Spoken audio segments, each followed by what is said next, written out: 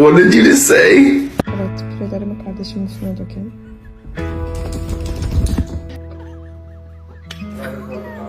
Boy.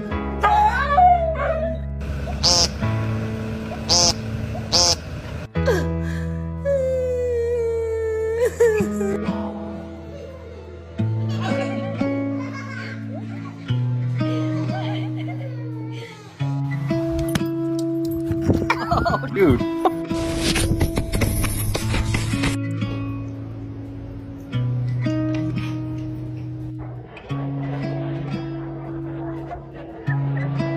Who the fuck is in bed with you?